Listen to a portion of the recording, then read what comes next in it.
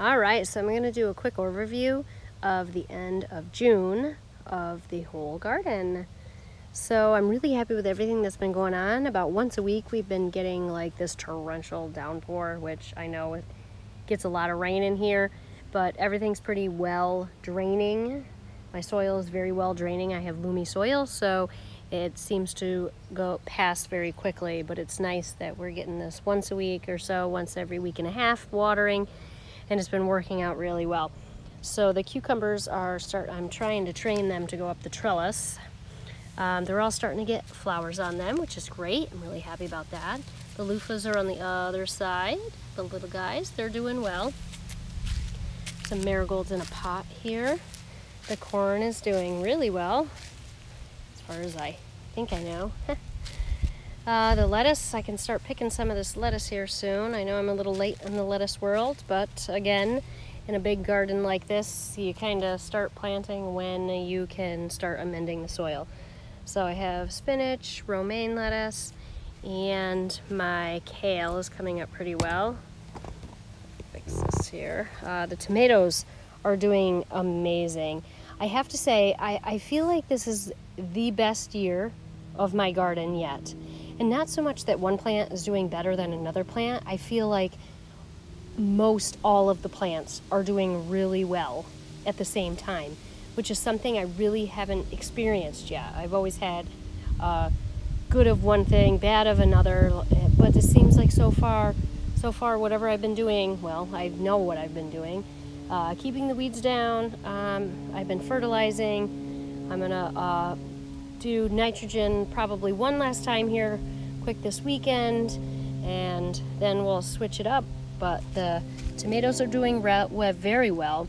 I've been pruning the bottom stems so that nothing is close to the ground, absolutely nothing.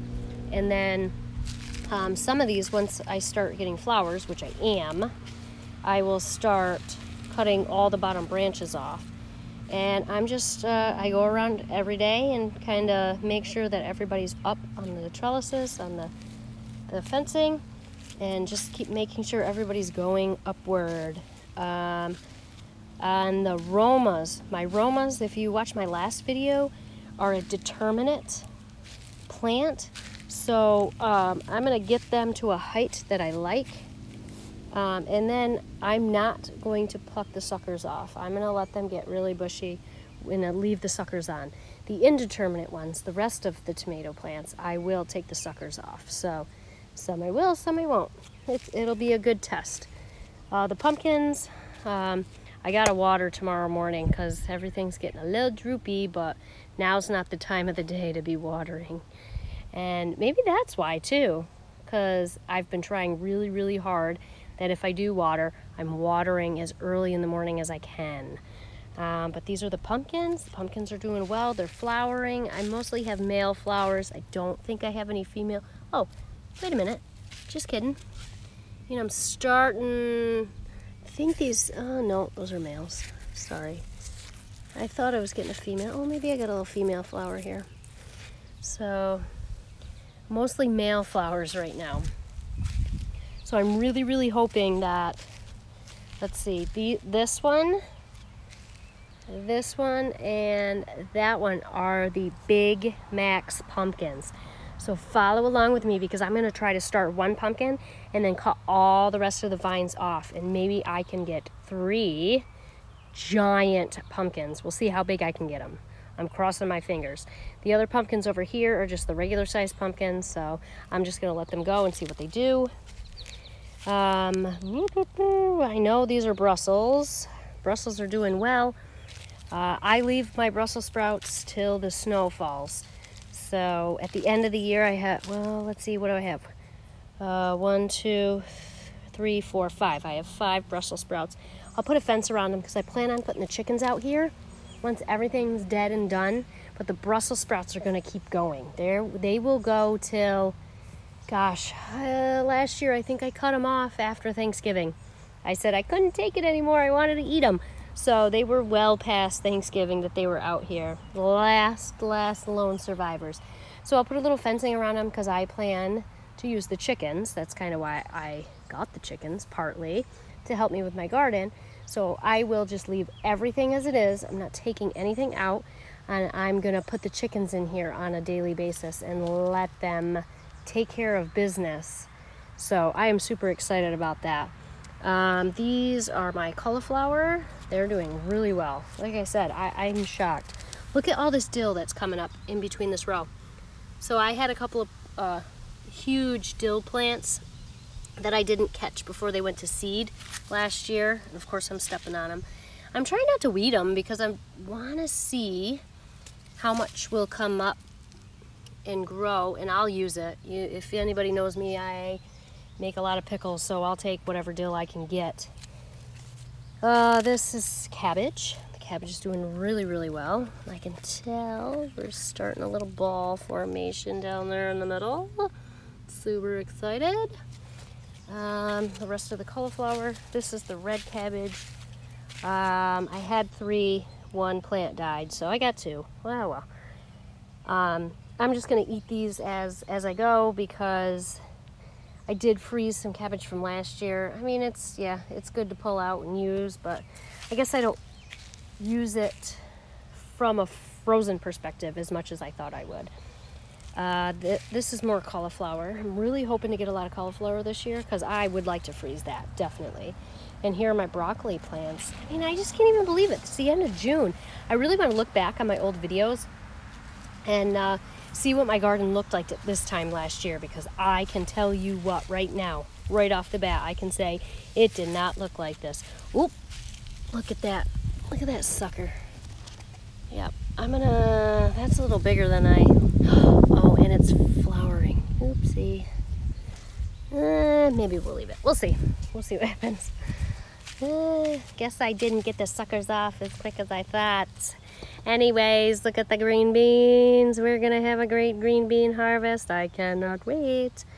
I love green beans. I could just eat them raw right off the plant, brush off the dirt, eat them. That's fine with me. The peppers have really picked up pace here. I have 1 jalapeno because for some reason I grow hot jalapenos here. A couple of bananas. I just kind of grabbed whatever, or I kept whatever plants survived. These are Golden California Wonder. They just really have picked up in the past week or so. I bet you it's from that rain. I gotta say, these are Keystone. They're supposed to be super, super huge. I got these seeds from M.I. Gardener. I follow him a lot on YouTube. He has a lot of great information if you want to check him out. It's M.I. Gardener on YouTube. The celery was really the only plant that I bought at a greenhouse as a plant, because they weren't growing as seeds. I did buy seeds, but they are tough to germinate. I'll try it again sometime. More green beans. More green beans. I feel like I can never have enough green beans, but they seem to be doing really well. So the flowers are in the middle. I'm just gonna let them go. I did come through this morning before it got super, super hot, which it wasn't bad. It was only about 78 degrees, and I did get everything weeded because I worked all week and worked last weekend, so everything kind of got put on the back burner. The eggplant didn't transplant well for me, so I threw some seeds in, and this is what I got from the seeds. So it's really tough to gauge from year to year what seeds are going to do well and what won't. It's just such a sketchy area. My fennel flopped, so yeah, I would say maybe 95% of everything's doing good. The Swiss chard, it's pretty. The okra in the back. Kohlrabi. I don't know what happened to this one plant here, but it kind of flopped the other day and now it's dying, so whatever. So I have white kohlrabi and purple kohlrabi. I mean, if anything, they're really pretty. They're so cute. They're gonna grow a little ball down here. I've actually never eaten one, so it'll be interesting. It's in the brassica family, so I'm pretty sure it's probably gonna taste more like a cabbage kind of thing. The zucchinis are doing well. Everything's flowering. Actually, I do have a couple little zucchinis on there. I'll be bringing those to work to spread around, spread the wealth.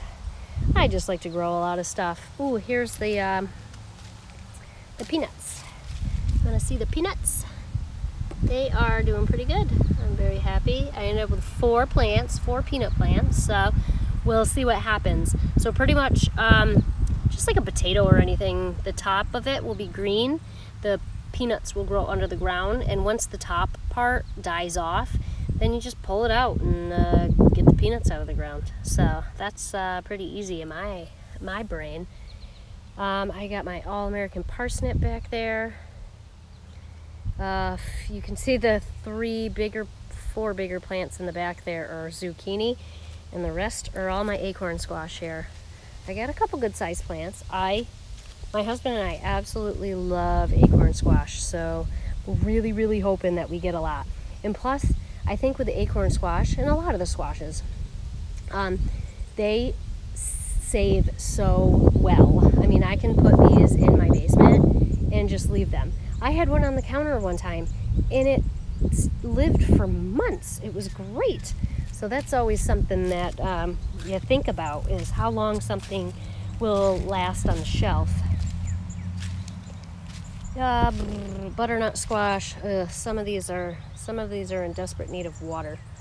But like I said, I'm not gonna water it now. I don't want to get any fungus on these leaves overnight. Cornucopia mix, watermelons, sweet potatoes. Sweet potatoes are doing great. They love hot. It's usually really hard to grow sweet potatoes in this area, but I did get some last year, and I tell you what, I think the biggest thing I learned with the sweet potatoes is that once you harvest them, you kind of have to let them rest for a while.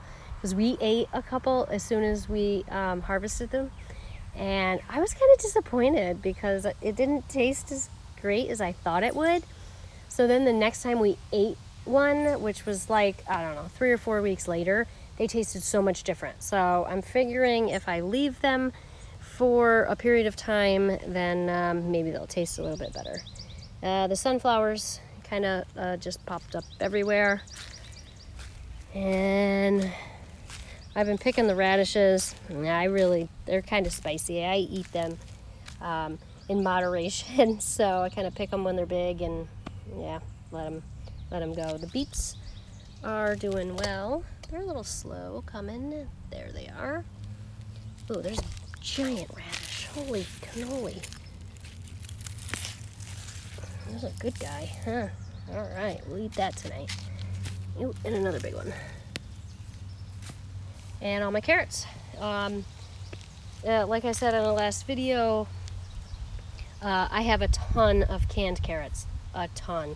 So I'm really not growing these so much for canning this year as I am for just fresh eating. So that will be good. It'll kind of keep things at bay, keep my supply up in my basement, and I'll just eat these, which I love fresh carrots.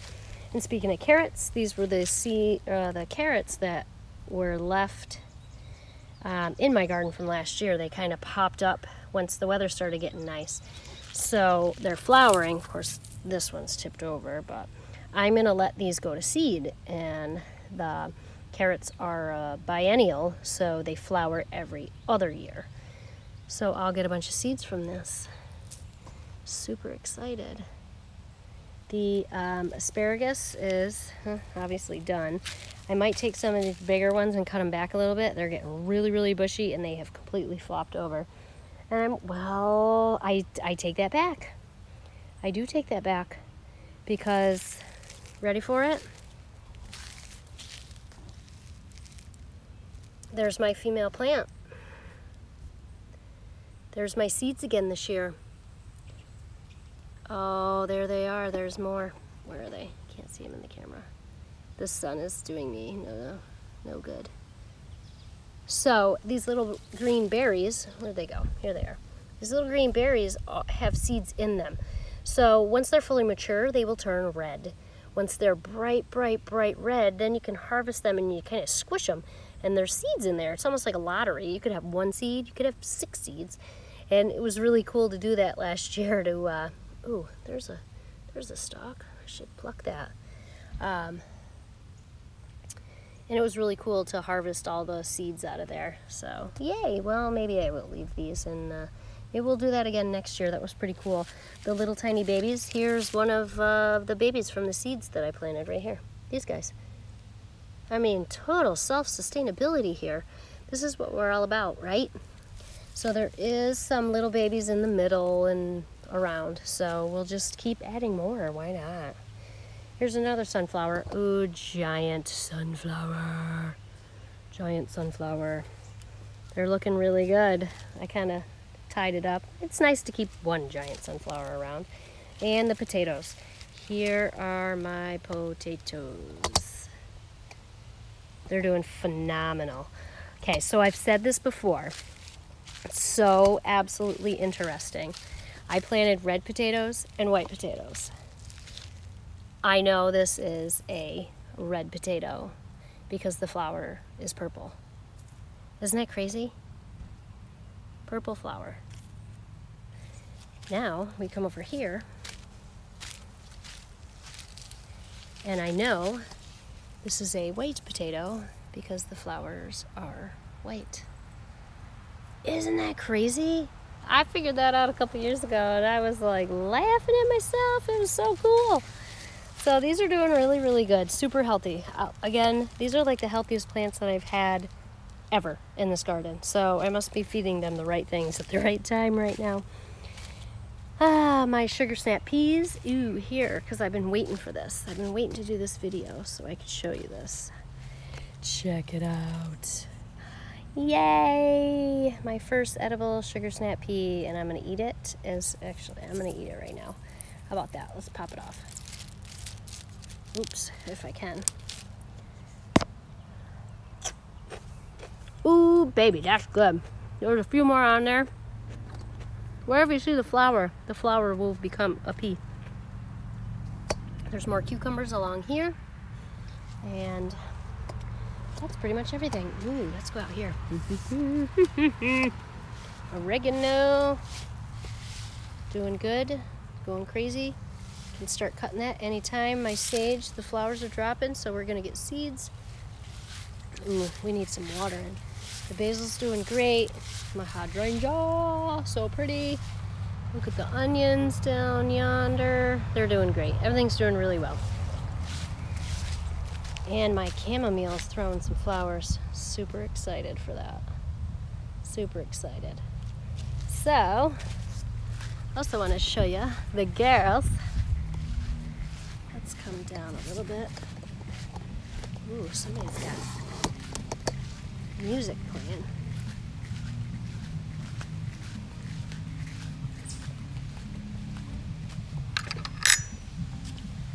Hi, girls. You want to say hello? It's starting to get warm out, isn't it? So sorry. Hi. Want to say hi? Say hello to everyone. Hello. Oh, hello. They're getting so big. They're such good girls. If anybody knows me, we did have a loss a couple weeks ago. So last week, was it? We had a little raccoon incident and we lost our precious Fluffy. Well, I guess that's the name of the game. So say bye-bye. We gotta go see the littles. We'll run over and see the littles. And then, we're working on the nesting boxes. They'll be cute when they're done.